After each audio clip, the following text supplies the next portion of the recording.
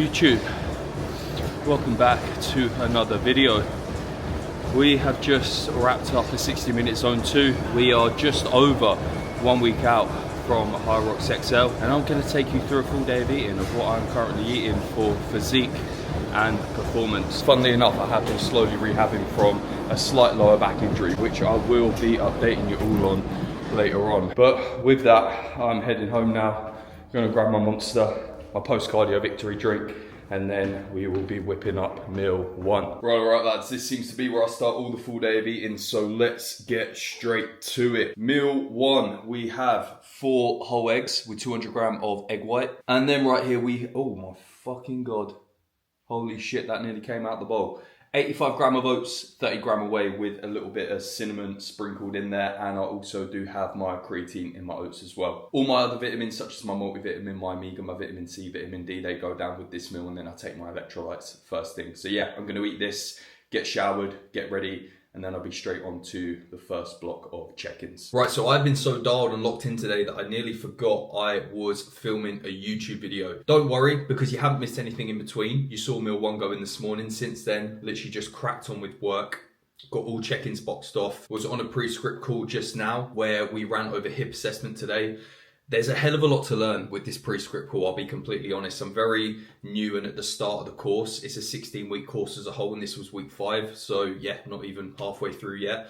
But all in all, there is a shit ton to take on. Yeah, there's a lot of knowledge thrown at us throughout those calls. And obviously we get the book with it as well, in which we're meant to go through the section of the book or a chapter of the book, say, prior to going on to the call, in order to then get a little bit more of an understanding for what they run us through on the call, which I've been keeping up with. But yeah, it's a hell of a lot to learn. And with that, it's something which I believe you just have to continue studying afterwards. But I'm really enjoying it so far. Learned a hell of a lot. But yeah, you certainly do need to dial in and focus for while you're on these calls so you don't miss anything. But with that, we're now off to train push, and I'm about to go and grab the pre-workout snack.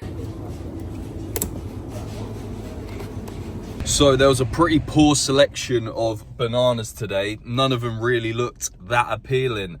But pre-workout snack, 1 banana, around about 80 to 100 grams there, and 1 medium apple. So off to the gym now, push session.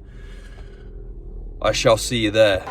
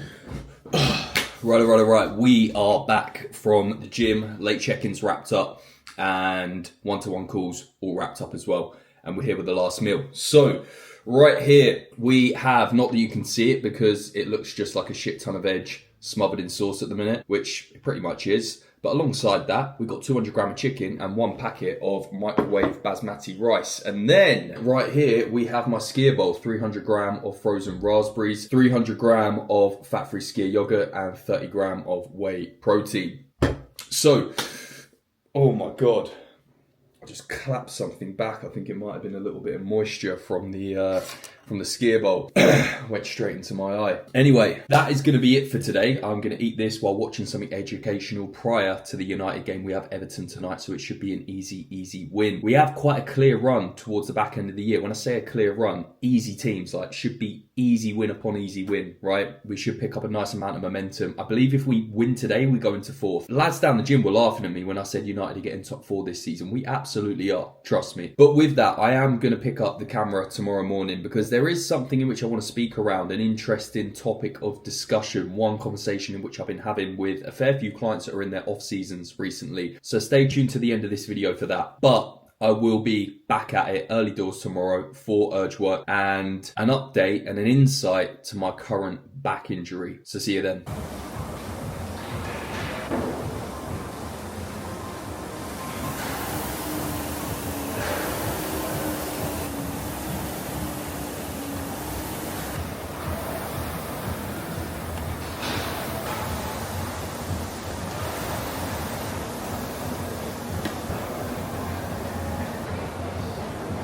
Alright, so just finished up a nasty bit of urge work there.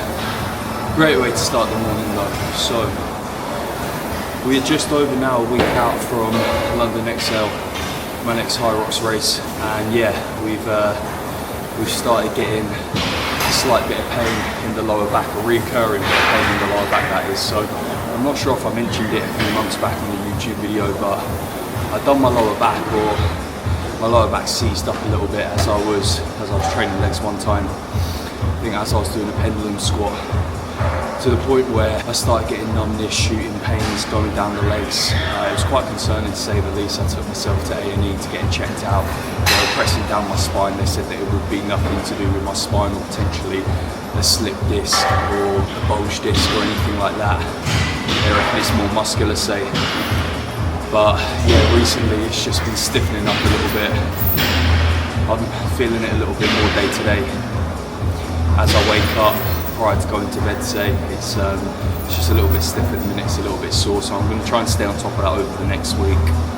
So I don't want this to affect my race in the slightest. I've been training way too hard, so yeah, we're just going to continue shifting through the gears, try and stay on top of it with some mobility work, some stretching, sports massage, see how we go really. But yeah, it's not stopping me from doing anything, it's just, yeah, I can definitely feel it's a little bit stiff, it's playing up a little bit, but nothing we won't be able to manage. Anyway, off home now. So a slight sidetrack, ladies and gents, before we get on to the end of this video, because I've received a VQ package and I haven't got a clue what's inside it. I wasn't expecting anything today, so I guess we'll take a little look together. I mean, I'm not sure there's any new collections coming out. I know there's DBS 2 dropping tomorrow, but I've already got that. So I'm genuinely not sure what they sent, the moment of truth.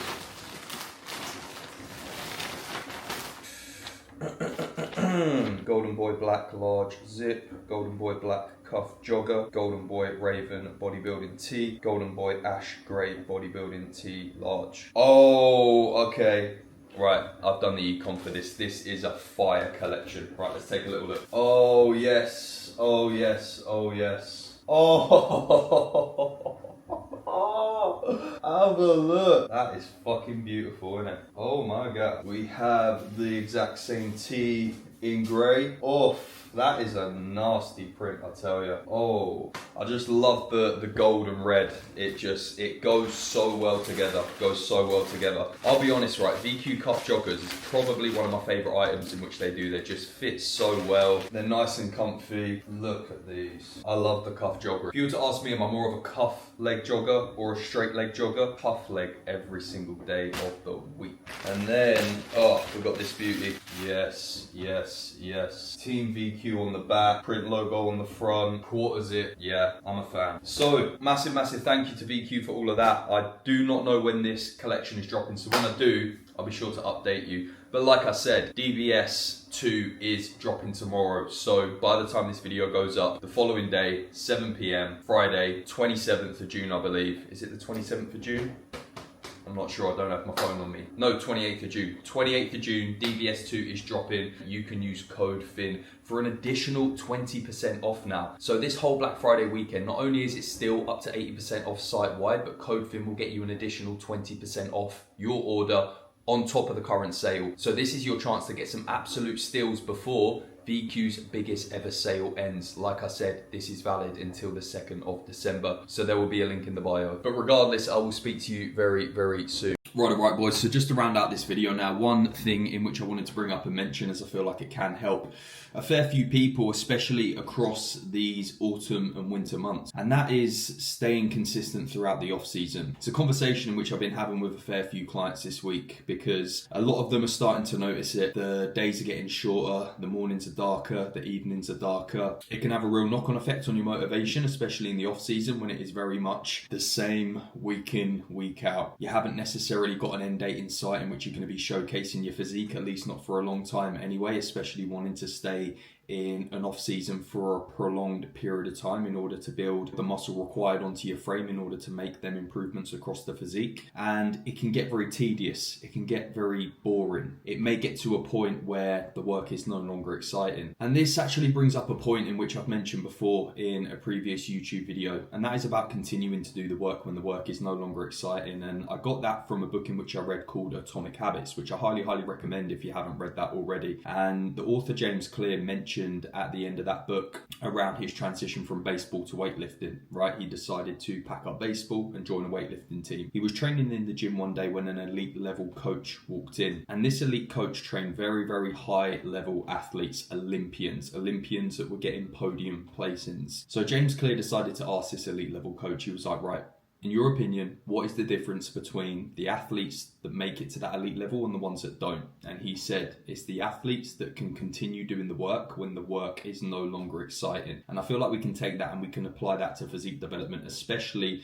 in an off-season setting, like I said, where motivation may be dipping a little bit. You're not necessarily looking your best, right? Because you've accepted a layer of fat gain in order to build that muscle. You're eating the same meals potentially each and every day. You're having to fall in love with that one rep progression when you walk into the gym and you're aiming to improve on your lifts. It may start to get quite boring, it may start to get quite tedious, but ultimately the guys that do build elite level physiques within the off season, because let's not forget the elite level physiques in which we see across the summer, they're built in that winter arc, right? They're built in the off season. They're built across their months in which you spend being repetitive, being in that routine, continuing to box off your meals week to week, walking to the gym, training hard, progressing your lifts. Elite level physiques are built in the off season, so let's not forget that. But with that, how can you potentially stay locked in throughout that off season, keep that motivation high, ensuring that you're ticking the boxes week to week? Now, there's three main things in which I do with clients, and I ensure that I implement these things in order to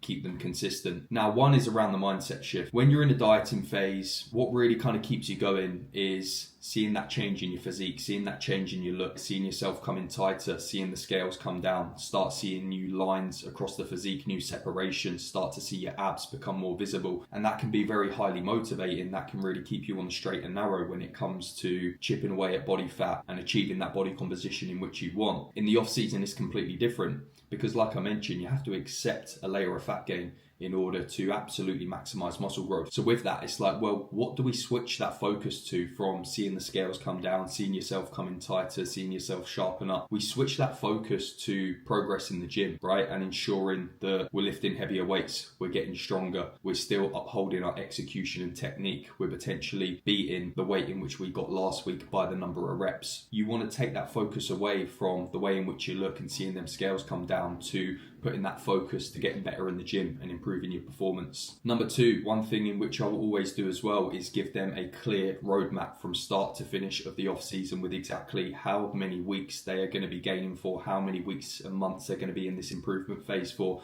I will always give them a rough estimate of the target scale weight in which I want them working towards. If they have that scale weight in mind and they're looking to that as the end goal, what they're working towards, what they're trying to titrate up to, it can always help with the motivation when they're wanting to see them small progressions week on week on the scales in order to get up to the scale weight in which we've set, in which we ideally want them to be at. So that way they have that to work towards. Now, in an off season, roughly how much should you be gaining at week to week? I would say ideally around 0.25 to 0.5% body weight per week. This would be a nice steady rate again for them to work at in order to see them titrates up in body weight without accumulating too much fat gain. And thirdly, I think it really does come down to the point I made at the start, and that's just ultimately getting them to understand that elite level physiques are built in the off season. The off season may get very repetitive, tedious, boring for some people, but ultimately it is being able to continue doing the work when the work is no longer exciting. Like I said, all these elite level physiques you see throughout the summer months that you see across Instagram, they're all built in an off season. These guys have spent a prolonged period of time focusing on eating in a calorie surplus, walking into the gym, lifting heavy, lifting hard, taking their sets to failure, making sure that they're focusing on their recovery, their sleep, ensuring that they stay in that phase for a long enough time in order to build the muscle required onto the physique. And I think once you get clients to understand that, and once you explain that to them, and once you give them that roadmap of like, look, this is all long term, this is what physique development is, this is how we get these sustainable, long lasting results, that's when they see that future physique in which they want to hold. That's where they see the importance of the off season. That's where they turn around and they're like, right, I've got to be just as consistent throughout this off season as what I am in my dieting phase in order to have the physique and hold the physique in which I want to next year. So always bear that in mind. Elite level physiques are built in the off season, and absolutely no one can argue with that. So that is everything for this video. If you do have any questions, please do leave a comment below and be sure to like and subscribe. I'll see you in the next one.